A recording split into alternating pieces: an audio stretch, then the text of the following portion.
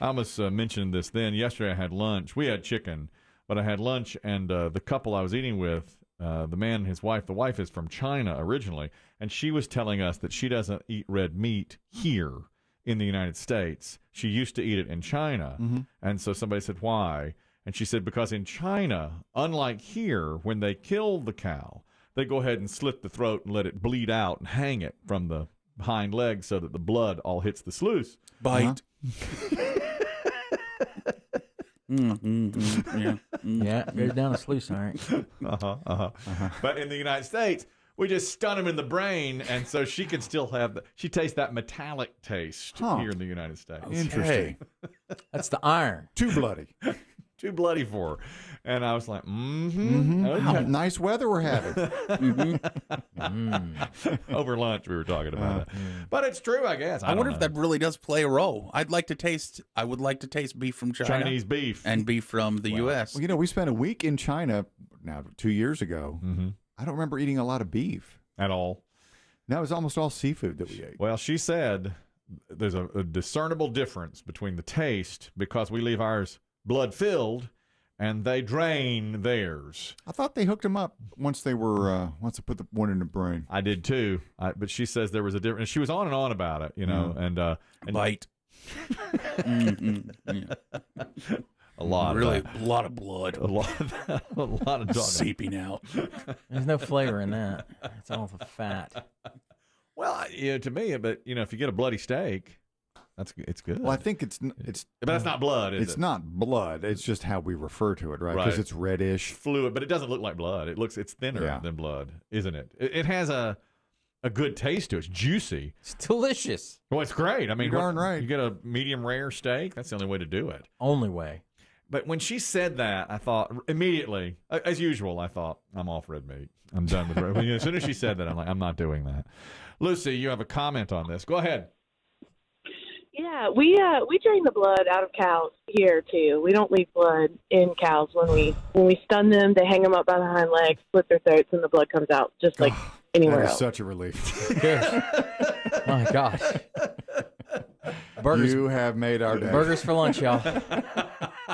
Give you more chicken, I'm Kel. back on red meat. Back on. I'm back on red meat. Back on. Thank you, Lucy. Appreciate it. Maybe she was saying the opposite then. It's hard for me to follow. Yeah. At some point, I was like, maybe they use the throat slit first instead of the one in the brain. Well, she did. Well, that way you can really hear him. I mean, what's it? Really hear him die.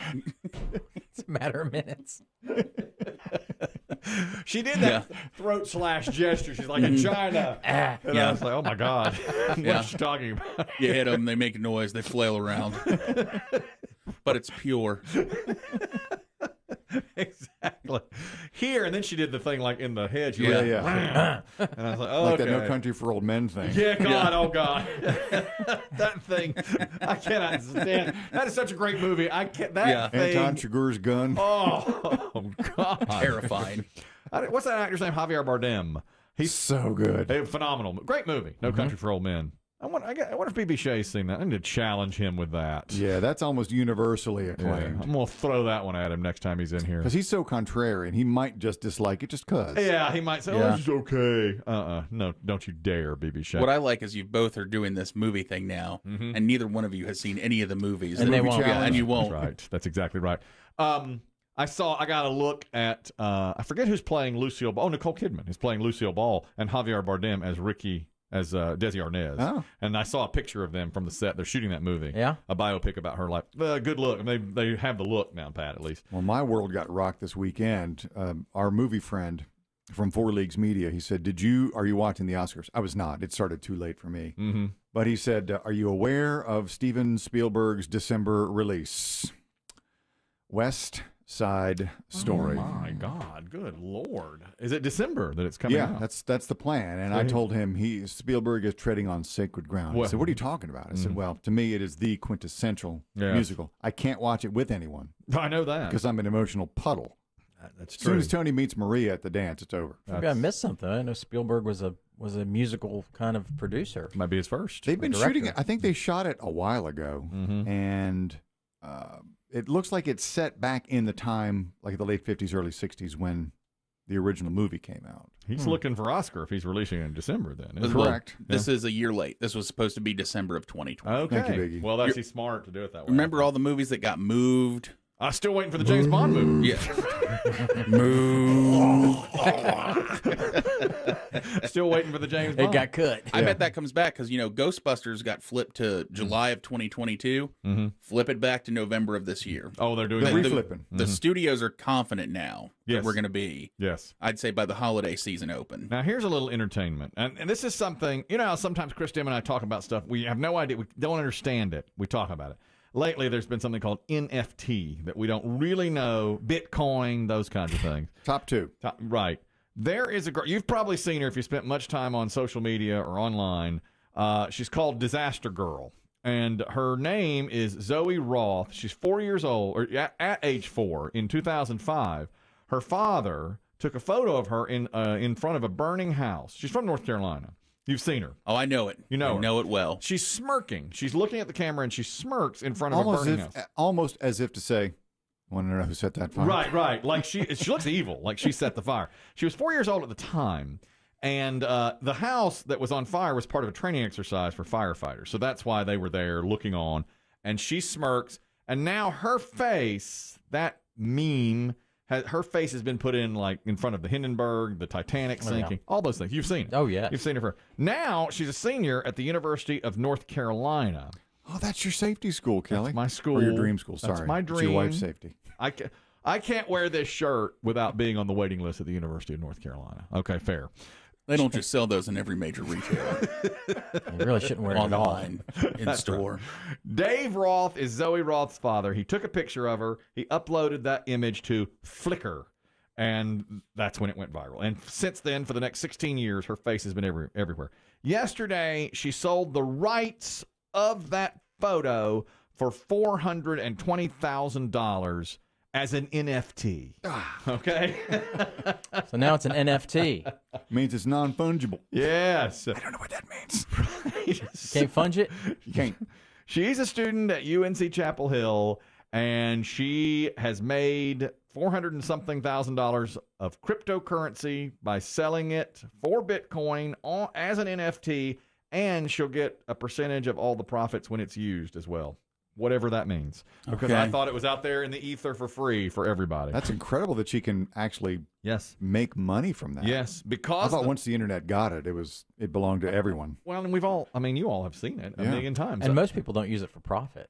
No, they it's just they throw a it meme for fun. for fun. Her father, because he shot that photo, now has made her, as she comes out of college, $400 and something thousand. I mean, she starts off with 400 and some thousand, plus she gets royalties from it. That Essentially, should pay off most of her debt, wouldn't it? most of it. Yeah. Portion. I don't know what your school costs now. Pretty high, I would say, pretty high. I've told my son, let's look at community colleges. Let's see about that. Nothing wrong with that. Are his friends starting the process of looking around? Is he in that world now? Getting close to it, yeah. He'll be a junior next year. That's SAT time. It's the summer between junior and senior years when you take most of your college trips, Yeah. right? Yes, that's when you're really in person. looking. But he's starting to think now, where is he going to go? And I said, let's not set our sights too high. You think your college trip might just be up the street here? I don't think we're going to have to take a plane. Let me just say that. Just the southwest part of the county? Let me just say that. What would you say his main interests are now? Well, I think his main interests are basketball, video games, and the NFL draft. Has he given up his dream of playing in the NBA? No. Okay. And in fact, he's playing. He and the Swag Bros have a team over at a place here called Prolific Park that they're playing every Saturday. The Cheetahs, and they're masked. And they wouldn't let him be the Swag Bros? Well, they didn't choose the Swag Bros for whatever reason. But I actually have a photo of him you might appreciate. He was he played his last game in his arm sleeve and his pink headband, and he really looks like a basketball player. This was pregame. Napoleon. This is pregame. He's having a little pregame popcorn, it appears. That's what you do. And he, in the first game, well, that's how athletes fuel. Absolutely. Now, in the first game, he hit a couple of threes and turned the gamer. He said, he won't let me watch. He said, you can't come to see Really? Well, very few parents are invited. A few are in there, but he said, I don't want you to see me. I said, okay. So the first game, he hit a couple of threes, turned the tide. The second game, he didn't score. And in fact, he gave up an and one. On a breakaway, and the guy got a layup over him and then flexed in his face. And like held up his muscles. Did he holler and one? He did, which I find, by the way, that every single player on every shot in the lane says and one. Yeah, always. It's true. So my son gave up the and one, and he has said in retrospect that wearing the shooting sleeve and the pink headband makes him look like a smacked ass. He goes, Dad, I look like a smacked ass out there. It's a fine line between cool and simping. I don't know where that line is. Yeah, that's a bad one. He does not look. It was like when he was playing baseball and hitting at an 0.32 average with B Dizzle written on his helmet. Yeah. So next game, I'm guessing it's just going to be no headband. No, he's going to go. He's shooting sleeve maybe, because everybody wears those now. He's ditching the headband, yeah, and he wants to get some of those tights like they wear, down to their ankle. And I said, son, I think you're a little, early on this. I wouldn't do that if I were you. Oh my Lord! This is you just look at that and say, finely tuned athlete. Oh God! When you see something like that, yep. Oh yeah, he's got it going on. Oh, I should show that to the camera. Look at that. That just says athlete. You could make that an NFT. I should sell. He that has bulked up a little bit since last time I saw him. Yes, he has. He is That's going the to gym. The gym. He really. I can tell a huge. Yeah, difference. he's got some meat on his bones. All of a sudden, he's got a little something. Good for him. Yeah, it is good, and he plays all right. But he said when you don't score and you give up an and one, and you're wearing a headband and a sleeve, you're a smacked ass. That's exactly what you are, a smacked ass. Mm-hmm. Speaking of which, this is what Chris Demm hates, and their sales are through the roof. Crocs. Crocs. Really? Yes. In fact, along with this story, there's audio from 6 years ago. Crocs was on the verge of going out of business. Conan O'Brien was doing a joke about it 6 years ago on his late night show. Crocs are in the news. The Crocs company is in such financial trouble, they're closing dozens of stores. Listen to that reaction. People are cheering that Crocs is going out of business. Wow. Well, who would think? I just told you that a major American company is closing. Euphoria from the audience. That's how much people hated Crocs at the time. Now, their sales were up 64% the first 3 months of this year after being up 51% all of last year. People at home have really discovered the laziness of Crocs. Mm-hmm. They are getting into Crocs. We have the lazy shoe. Oh, yes. And we have coworkers who are now swearing by Crocs. They wear them to work. They do. And Chris Demm actively hates. They do have different looks. I mean, they don't make just the traditional looking Croc. They do make That's right. flip-flops and sandals and slip-ons. And now they're getting so popular again that other companies are coming to Croc and say, let's team together. You might have a Texas Pete Croc or whatever, an Oreos Croc. Well, what really helped them was two of the most popular musicians in the world, Justin Bieber and Post Malone, put out their own Crocs. They can't stay in stock. Well, there you are. Mm-hmm. That makes perfect sense. It goes right to, they sell out in minutes. It's an out-of-stock Croc. It's true. Yeah. They are.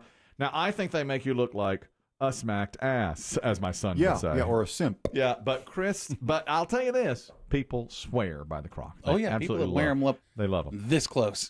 I know you're ready. Yeah, if anyone's on this show's going to get it's going to be me. It will be. I don't know if Biggie notices, but every morning he comes in, Kelly and I are at our desks, and Kelly never turns his head, but I always turn my head just a little bit, like I'm trying to steal a sign from a catcher at a baseball game. And I always look at Biggie's feet. Oh, do you? Yeah. Just to see what he's wearing. Because I know what up top is. Black shirt, dark shorts. Yeah, I don't need to see that. No. Right, but But I always check the feet, and lately he's been wearing some bright white kind of, or like whitish gray sneaks. But you said you've been in the store looking at Crocs, but never bought them. Yeah, I haven't bought them. Actually, I have today. I'm wearing something a little different. I have a slip-on shoe on. Let's see. This is just a casual kind of boat shoe. Just because this morning I was like, I ain't putting on socks. There we are. This is how it begins. The next step. Right there. Some mornings, sometimes I get out of the shower and I'm like, I'm just not in the sock mood. He's not going to do that today. He's just not going to do it today. So Crocs are on the rise. A lot. I mean, way. Well, if one is a Croc wearer, do you wear them with socks or do you wear them without? Is it 50-50? I've seen both. Yeah, I think they look better without. To me, it looks like sandals with socks when people wear them that way.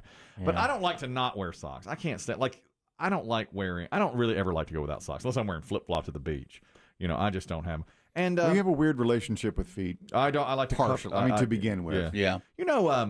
People say the Crocs are so comfortable. I never find many shoes to be uncomfortable. Like I wear tennis shoes, I never find them uncomfortable. I always think that if you're in a dress shoe, maybe. I think there's a lot because of our job that we get to wear tennis shoes to work. Yeah. Casual shoes, whereas people who wear dress shoes. I can remember my father coming home. He wore suits every day. Yes. And just his feet, he'd be like, "Oh, my feet." Probably had to these wear dress wingtips shoes. or something. Yeah. My wife just bought the ugliest pair of shoes I've ever seen. She has teacher feet. Yeah, she has teacher feet. And she said she wanted me to get it. They're Birkenstock-looking shoes. They were on sale over at Costco, $9.99. Oh my God, Birkenstocks. Yeah, they're Birkenstock. I mean, they're a knockoff. Oh my God, I know what she's wearing. That's what every teacher wears. Yeah, and I said, "Are you sure?" She sent me to Costco to buy them. I said, "Are you absolutely sure you want me to buy them?" Birken Crocs. They're they are. She wears socks with her Birken Crocs? She does sometimes, and Are they like rainbow colors? Yes. And She's not wearing an ankle-length dress skirt, is she? Sometimes. That's what I'm picturing because man. I mean she's completed the teacher look. Yeah, she's really I know fallen. exactly what's on her feet because I had several teachers with the ankle length dress. That's right. Who's falling farther, her or Biggie? Push. This pen has been hard on everybody. She's got teacher feet. I understand. She's got teacher feet. She'll tell Wear you that. orthopedics. She'll tell you that 1,000 times. There's one more retail story here. We're going to save it for Lisa Lanier, too, our official attorney, who'll join us on Friday for Lawyer Up. A woman named Kathleen Huber from Wisconsin has filed a class action lawsuit against Bagel Bites because she says the Bagel Bites pizza is so low quality, you can no longer pull this off as pizza. No, she's absolutely right. Bagel Bites is the worst snack, but you buy it. When I was a kid, I would buy them. I'd be like, this is terrible. And it's almost uneatable. And then, But you got to have it. 2 months later, I'd be in the store with my parents like, can I get some Bagel Bites? Well, they do have good I think we found our star witness. Oh, call me in. I can tell you all about them. Well, this woman has... Read that back, Madam Transcriber. Almost uneatable. True. It gets so chewy. You're just sitting there, just gnawing on it for 2 minutes. I don't know that uneatable is a word. It's okay. I just made it up. You're welcome. Inedible. Might be. Objection! Uneatable is not a word. You put words in his mouth. Overruled. I just made it Look up. at this man. You're welcome. You're Call putting, Webster's. bagel bites in his mouth. Now take your Crocs back to your seat. Now, her issues are they don't actually use tomato sauce, just tomato ingredients and seasonings with no thickener.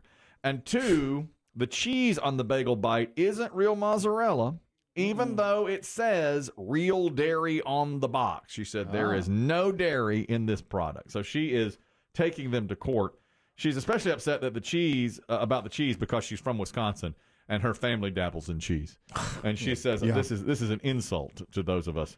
She says dairy is more integral to Wisconsin than potatoes are to Idaho or oranges to Florida, and this is a slap in the face to every person from Wisconsin. Well, if it's not real cheese, what is it?